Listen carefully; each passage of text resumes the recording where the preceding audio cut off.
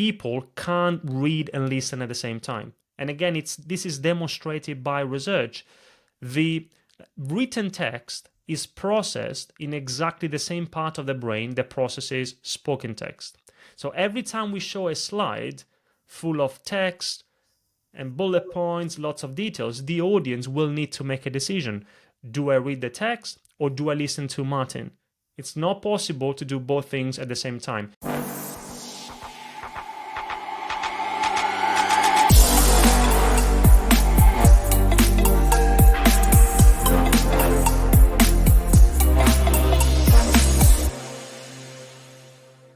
Andrea, thank you so much for coming on.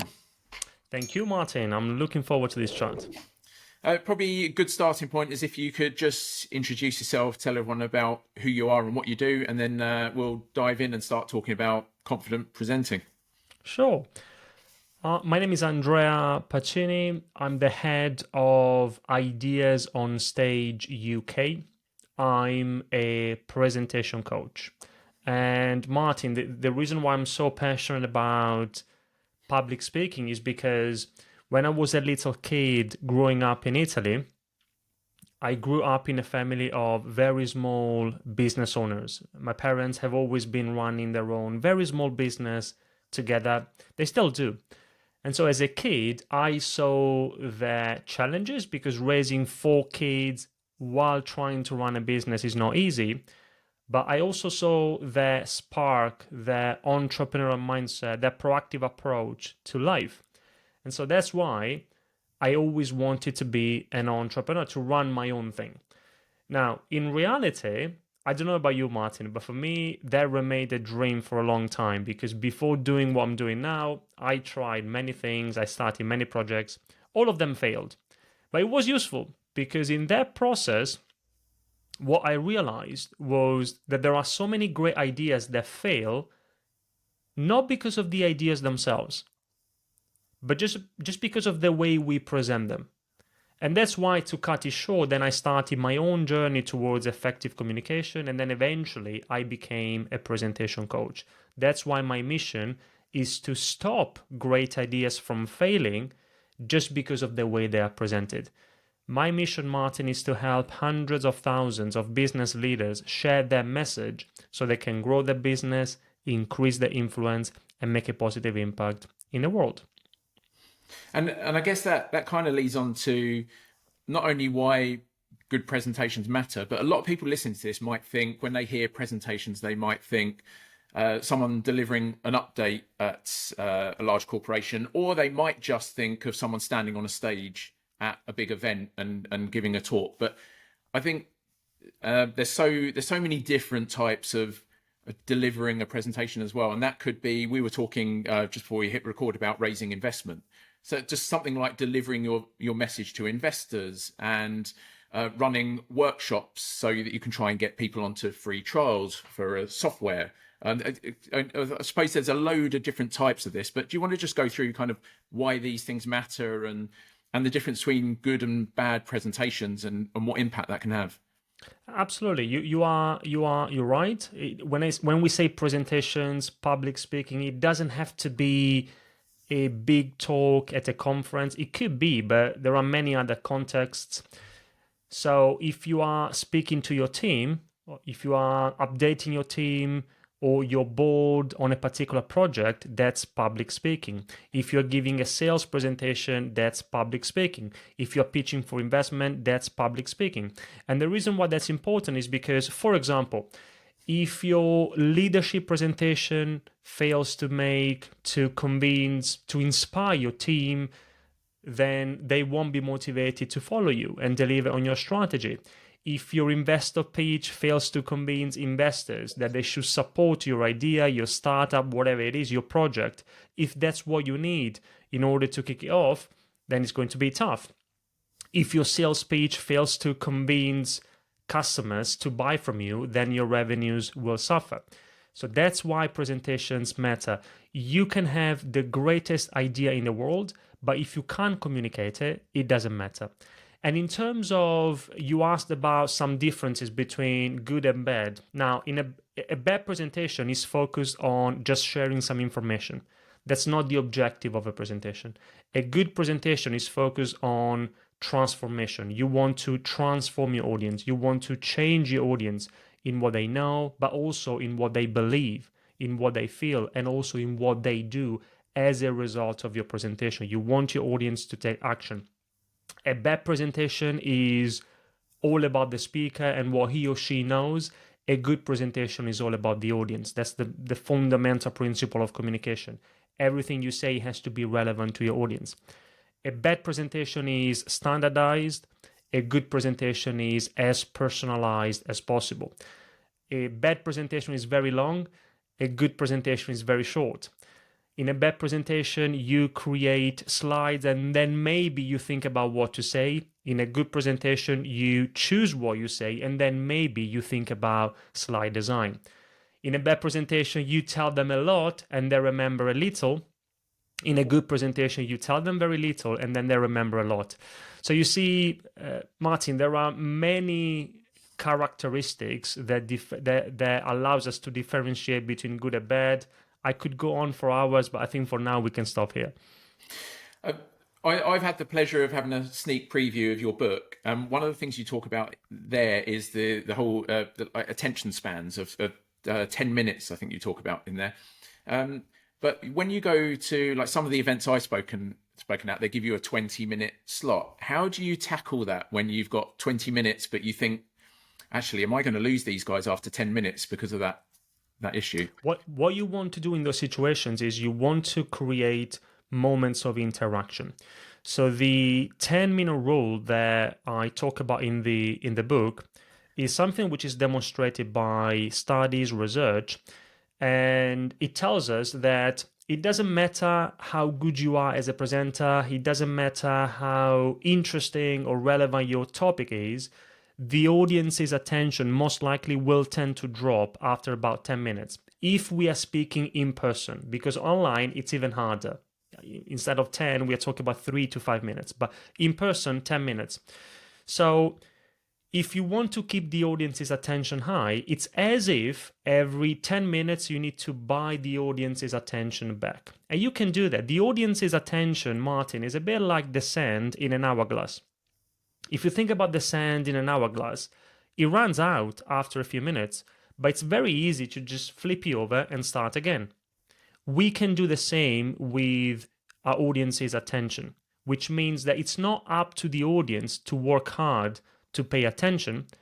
It's up to you as the presenter to work hard to gain their attention and to keep it high. And the best way to do that is to include moments of interaction. So if you need to speak for 20 minutes and we are talking about a face-to-face presentation, at the very least, you want to include one moment of interaction. So after about 10 minutes, go back to your content and ask yourself, what can I do to involve the audience into the conversation? The secret is to turn what most presentations are like. Most presentations are like one-way communication, one-way lectures. You want to go from that to a designed conversation. A designed conversation means that for the audience, it feels like a conversation, but for you as the presenter, it's designed. So you thought about those moments of interaction in advance. It doesn't have to be complicated. It could be as simple as asking them a question, which is connected to a previous point that you made. Or it could be that you ask them to reflect on something you've just shared and share their ideas with the person sitting next to them. You may want to give them a quick exercise in small groups. Again, it very much depends on the context, but we do want to include those moments of interaction.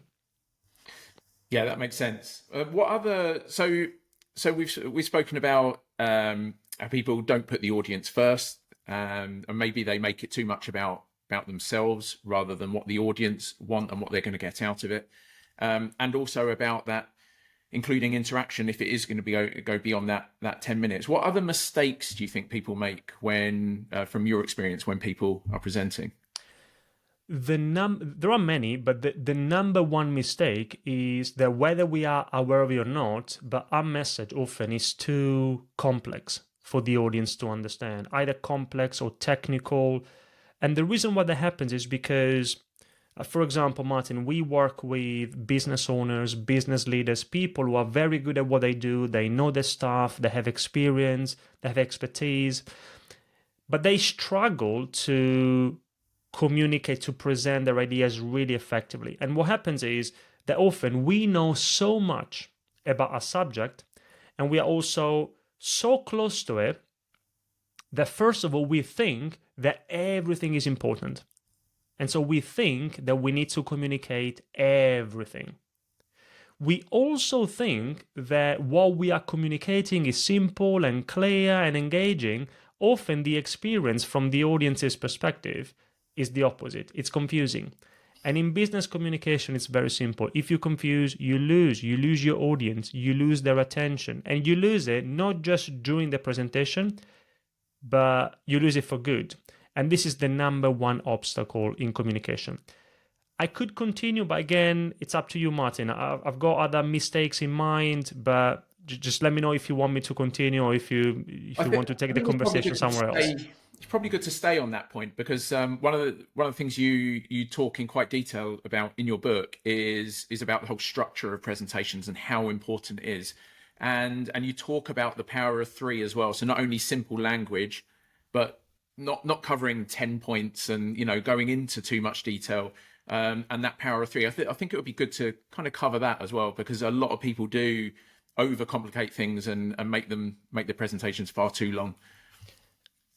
Being able to develop a clear structure is crucial. Now, I'll get to the rule of three, which is one of the simplest and most powerful principles in communication. But first, Martin, if you don't mind, let me explain why this is important. The idea of creating a clear structure. Now, I'll give you an example. I'm a football fan. My team, I'm Italian. My team is Juventus. We haven't done very well. We haven't been doing very well in the last few years. But as a kid, I was very lucky because my coach from our local team took us to Turin to see an actual training session from Juventus. I was super excited. We got to the bus. We got to Turin, and when we got there, we also had the opportunity to see, before the actual training session from Juventus, to see a training session of the Juventus Academy, the kids. And it was an hour and a half, and I was surprised because in that training session, the kids never touched the ball. All they did was they were just running. Either they were running or they were doing coordination exercises. So I asked our guide, we had a guide from Juventus, and I asked, what's going on? And they said, well, if you think about it, if you want to be a great football player, first you need to know how to run, how to actually run. We take it for granted, but we need to really know how to run. Then, once you know how to run, you also need to be coordinated with your body as you run, then with your ball.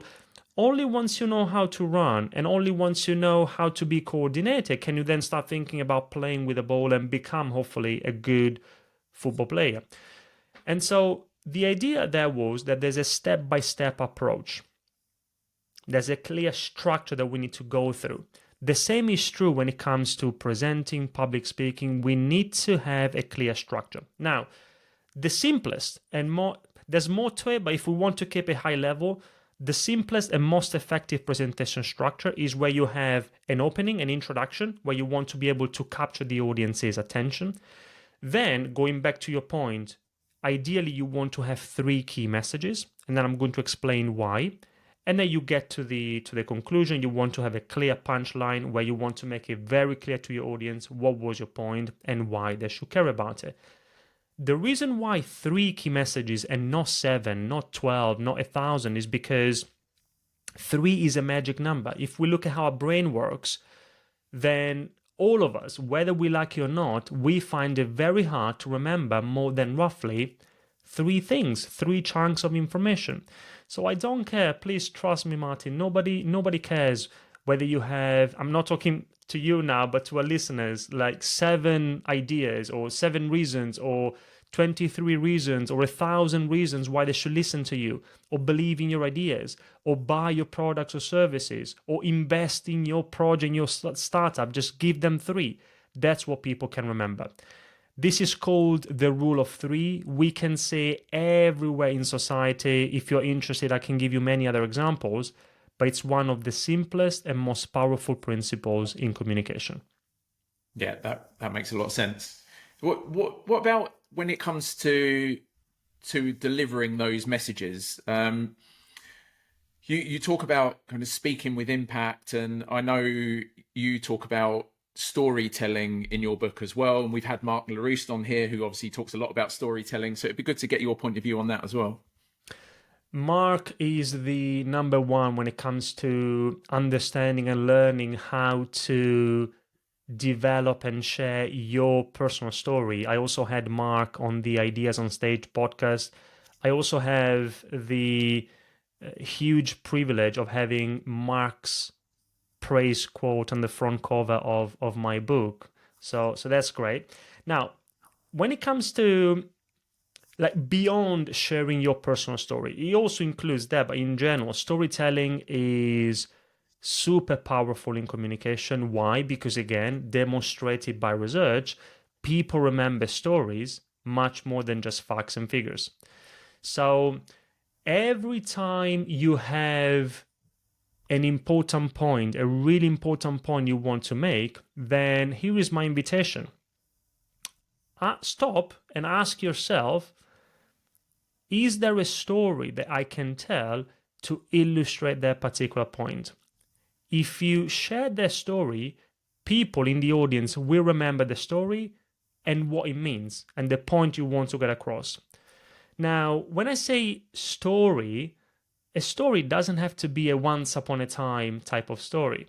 It could be an example, an anecdote. It could be a personal story, something that happened to you, if it's connected to the key message you want to get across. It could be stories about other people, something that happened to somebody else. It could be a story of brand success. So, for example, you are pitching your product to a potential client.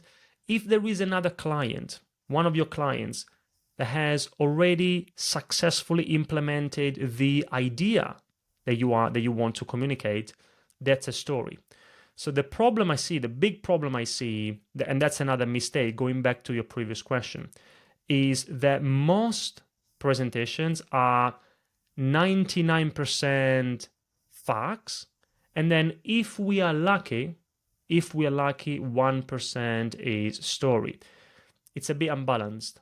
We should turn this around. So if we tell more stories, that's one of the most powerful things we can do to make our messages more memorable. I think you mentioned facts and figures and things like that there. And I think one of the things you talk about in your book is about making data relatable. And that I thought was really important to talk about. It might be worth just touching on a few examples of that. Sure. Now, that's another mistake. So the other mistake I see very common is that as communicators, we've got an important piece of data that we want to communicate, a number, a statistic, and then the way we communicate it, whether we are aware of it or not, is this. Here is my number, take it, use it, understand it, remember it. So we take it for granted that the audience understand what that number means. But we should never do that. We should never take it for granted that the audience understand the meaning of the data. You as the presenter need to make it clear to them. So the best thing to do is you want to put your data into perspective. You want to put your data into perspective. And there are a number of ways to do that. So I'll give you a few examples. One way, and this is something that people, if people want to learn more, this thing in particular, I've learned it from Nancy Duarte, the author of many fantastic books. She's the founder of Duarte, the company. And in her book, Data Story, she talks about three techniques, three things we can do to put our data into perspective. One is we can connect our data to size. Size are things like length, distance, height, weight. So, for example, one of our clients wanted to communicate during a presentation that thanks to their software, they were selling a software product in the construction industry. Thanks to their software, their clients had saved over a year it was 250,000 miles of commute. They didn't have to commute, they could do certain tasks remotely. And so we thought about, okay, how can we put into perspective? And they said, well, 250,000 miles is the equivalent of driving from the very north of the UK to the very south of the UK 400 times. So imagine going up and down the country from the north to the south 400 times. That's how much we've saved in terms of commute to our clients. That's one way to put it into perspective. Another thing you can do is you can connect your data to time. So another of our clients wanted to communicate that they had sold, and it was very similar to what we were talking about offline. It was a kind of investor page. She wanted to demonstrate that she had traction for her products. And her number was, we sold 100,000 units of a product in the last, I think it was in the last 3 years. Now you can connect it to time and you can say, well, that's the equivalent of 100 sales every single day, which is even more powerful if you think about it. 100 sales every single day, you connect it to time. And then I'll give you one final example. You can also connect your data to things. So not size, not time, but you connect it to a thing. I'll give you an example. Recently, I watched a video on YouTube by National Geographic, and it was a video about the blue whale. And I've learned in that video that the blue whale is the largest living animal who has ever existed on planet Earth. And it's 30 meters long, or 100 feet. Now, maybe, Martin, 30 meters, it may mean something to you, maybe it means something different to me. What with 30 meters, what is that? Now, in the video, they said, well, this is the equivalent of 3 school buses put together. Now, imagine that you have 3 school buses next to each other. A blue whale is as long as that, if not more. Wow, that's a huge thing. So you see, the principle is whether you connect it to size or time or things, but you want to put your data into perspective. And to do that, you take your data and then you try and complete this sentence. Your number is the equivalent of what?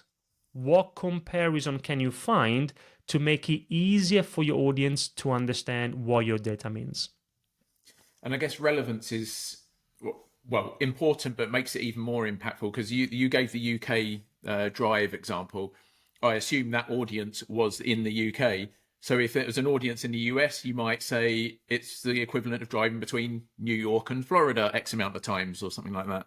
Absolutely. I was giving this example on a couple of months ago. I was in Switzerland it was a 2-day workshop for a client.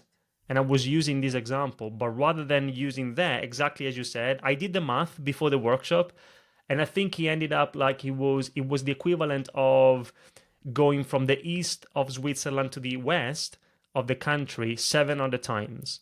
But it has to be relevant. This is the number one principle in communication. What we say has to be relevant to the audience. Can I give you an example, Martin, that illustrates the power of this principle? Relevance, audience relevance. One of our clients, Marie, her name is Marie. Marie is an executive. She's an expert in leadership. And she was invited by an association in Finland to give a talk about leadership. And she was super excited. It was one of the first international speaking opportunities. So she prepared really well. She knew her message. She knew what she wanted to talk about. She told us that she prepared 50 beautiful slides, and also she practiced properly. So she was ready to go. She flew to Finland the day before the conference, then arrived there on the day, half an hour before the audience, because she wanted to make sure that she had time to set things up. And when she was about to connect her laptop to the screen, she realized that there was no screen. So, a little bit of panic, she went and asked the organizers, assuming that they would say, "Oh, sorry, Marie, now we're going to find a screen for you." But what they did instead was they started laughing. They started laughing. And so she says, "Why are you laughing?" And they say, "Look, Marie, you want to show 50 slides, but actually, you've been invited to give a talk to the Association in Finland of Blind People." Blind people. Now, I know, Martin, it's an extreme example. It sounds like a bad joke, but it happened for real. See, Marie was very well prepared, apart from one thing. She didn't know her audience. She didn't even take the time to translate the name of the association from Finnish to French, and she would have realized that perhaps there was no need to have 50 beautiful slides. So for us, what does that mean? If we want to make sure, we should want to make sure that our presentations are relevant to our audience, the very first thing we need to do before anything else, before PowerPoint, even before thinking about what you want to communicate, is to start with them, with the audience. Just to I got sidetracked by the design bit. Do you think, I know it can be probably one of the mistakes to focus too much on design, but you can actually kind of ruin a presentation with bad design as well, I guess, and tons of bullet points. And how important do you think design is? It can be super important. Now, in the book, apart from a brief chapter, I don't talk a lot about presentation design because I think that if you want to become a more confident presenter, in my experience, 80% of your confidence comes from your ability to develop a compelling message. That's the most important thing. But you're right. You can ruin a compelling message with the typical death by PowerPoint with lots of text and bullet points. People can't read and listen at the same time. And again, this is demonstrated by research. The written text is processed in exactly the same part of the brain that processes spoken text. So every time we show a slide full of text and bullet points, lots of details, the audience will need to make a decision.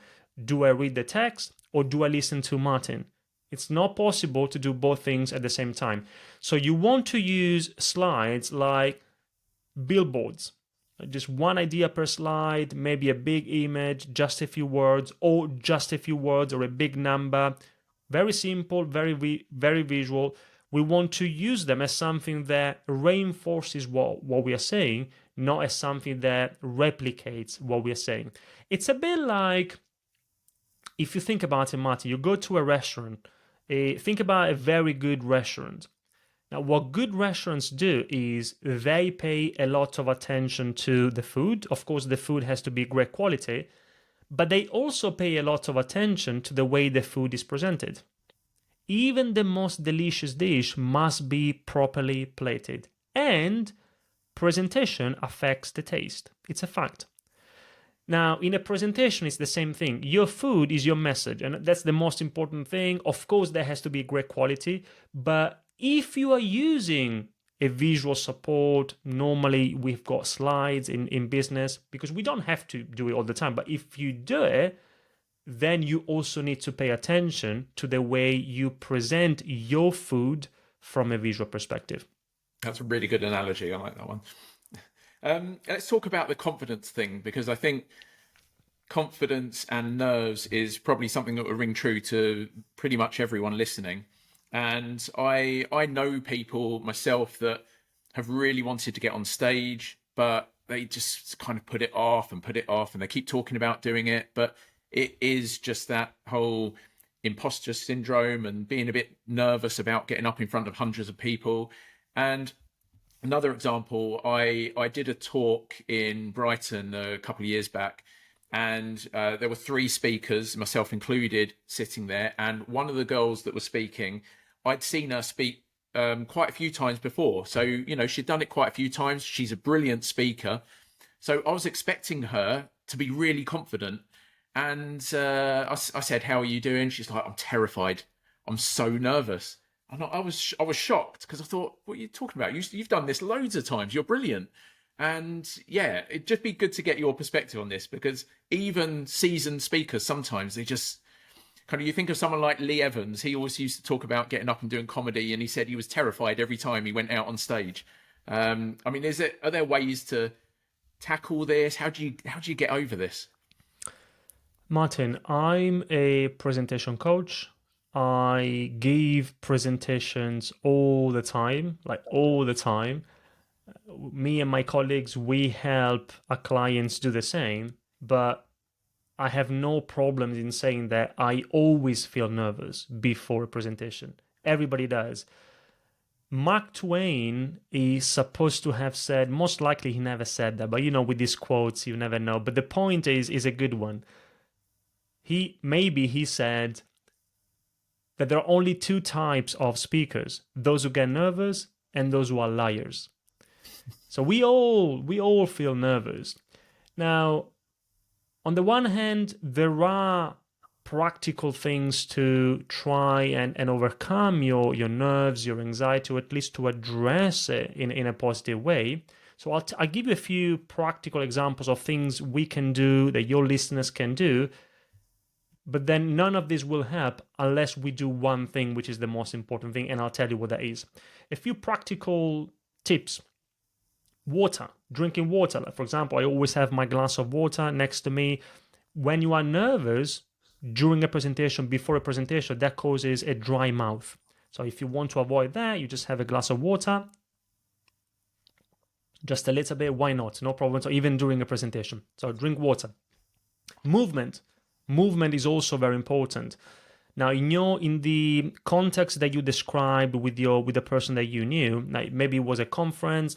Now, before your turn, rather than waiting for the organizers, for the MC to call you when you are seated, then try to move a little bit. Even better if you can go for a walk, maybe outside a few minutes before the presentation.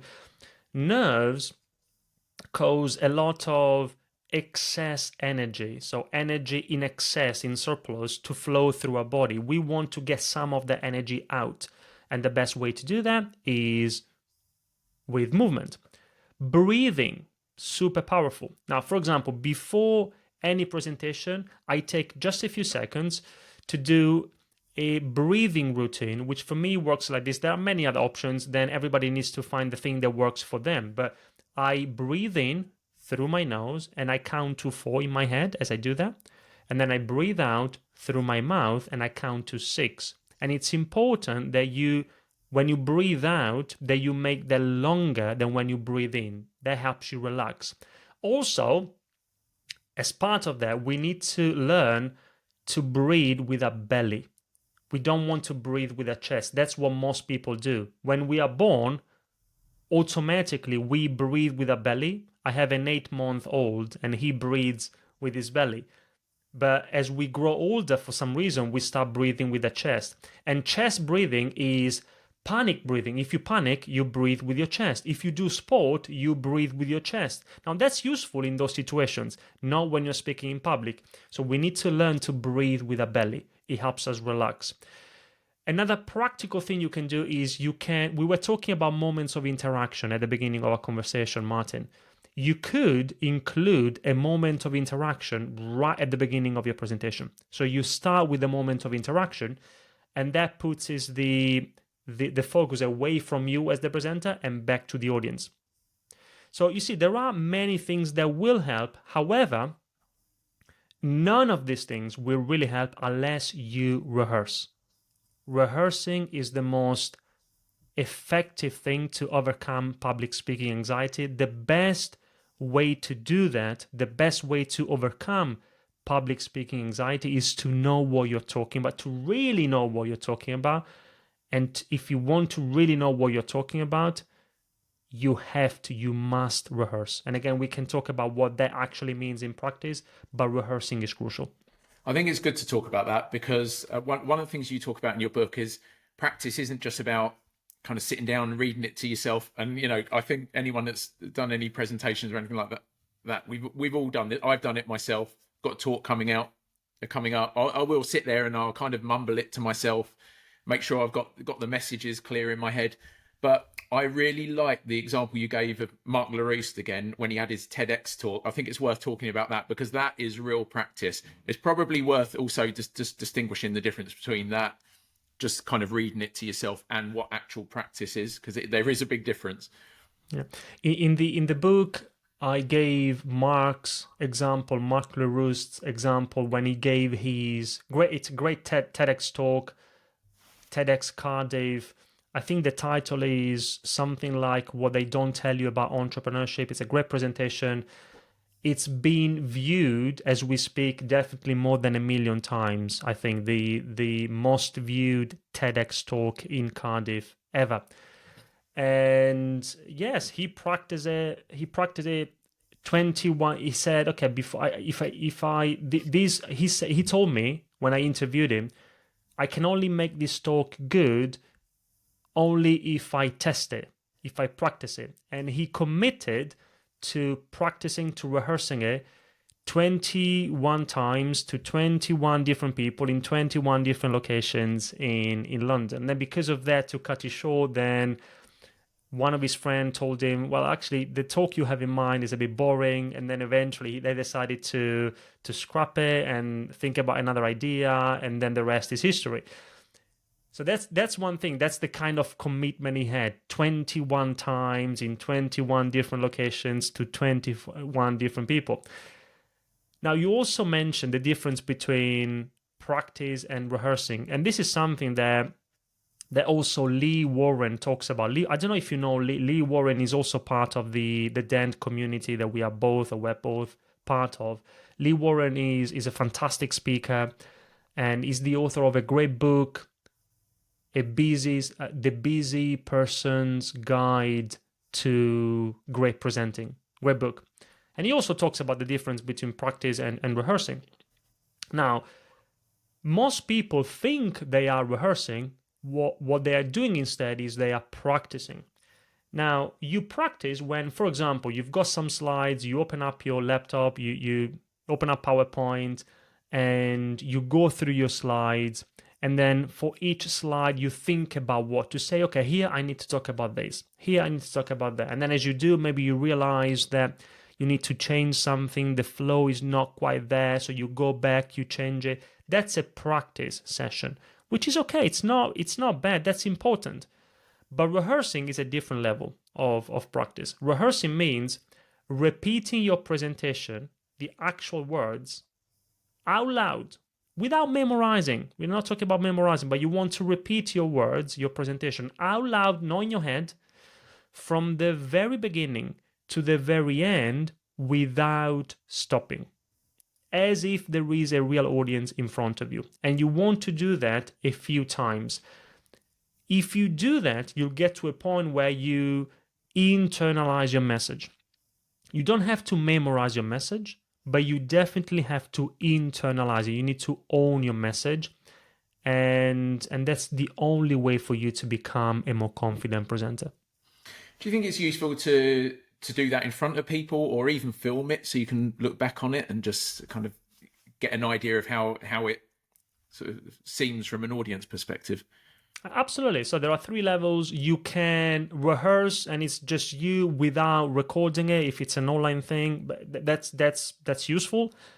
If you do that while recording yourself, even better. As long as you watch the recording, it can be uncomfortable. But then, you were talking about how to speak with impact. Now, a lot of dynamics, public speaking dynamics, you can notice them simply or you can improve them simply with awareness. The first step is to be aware of what's going on. Now, when you work with a presentation coach, the role of a presentation coach is also to make you aware of certain things that he or she notices. You can also make yourself aware simply by watching a recording of one of your presentations. So that's great. Even better if you rehearse in front of a group of people, because you've got that extra pressure already. If you record yourself, you are in front of a camera, it puts more pressure on you. And that's good, because then in reality we will have pressure, whether it's in person or online. If you practice, if you rehearse in front of a group of people, even more pressure. And if you can do that in some situations, this is very much connected, Martin, to the idea of trying to rehearse in the real world, like in an environment which is as close as possible to the actual environment that you will have in the real situation. And that's another thing that great presenters do. It doesn't, sometimes it's possible, if we're talking about a conference, can you get there the day before or in the morning to be on stage, make sure that you understand how the projector works, the screen, and everything. So you can be there sometimes. But even if it's online, for example, then you are giving a Zoom presentation. Okay, make sure open up Zoom, make sure that you've got your setup, your camera, your microphone, make sure that you've got your slides there, and go through your presentation in an online environment which is as close as possible to the one you will have there. In person, if you can't be there before the presentation, can you ask the organizers, depending on what the context is, to send you some pictures of the location? And then once you see the pictures, then even if you're at home, but then you, as you rehearse, you can picture yourself, you can imagine being there. And that makes a massive difference, rehearsing in the real world. I guess all of these things help you deal with those nerves as well, because like you said earlier, everyone gets nervous. It's not about not being nervous, it's about how you deal with those nerves. So I guess all of that helps, doesn't it? Absolutely. And you said it correctly. This is not about getting rid of the nerves. Of course, there are things that we can do. We talked about it to improve from this perspective, but it's not really about getting rid of the nerves altogether. It's about knowing what to do, having a process, but also making a decision to do it anyway, despite the nerves. And if we make that decision enough times, then we will get to a point with practice, with time, where we can actually enjoy speaking in public. We can look forward to these opportunities rather than dreading them. Andrea, we're pretty much at time. This has been awesome. Where can people find out a bit more about you and follow you, and also tell us about your book as well? Thank you very much. So my main social media platform is LinkedIn, so people can find me there, Andrea Pacini with my full name. Our website, ideasonstage.com. And one other thing that can be useful for those who want to learn even more, we have a scorecard that it's called the Confident Presenter Scorecard. You can Google it, Confident Presenter Scorecard, and it's a way for you to assess your current presentation skills against the 5 principles I talk about in the book in less than 3 minutes. It's free. You just need to answer a few questions and then you'll get a score. It will tell you what that score means for you, and it also identifies opportunities for improvement.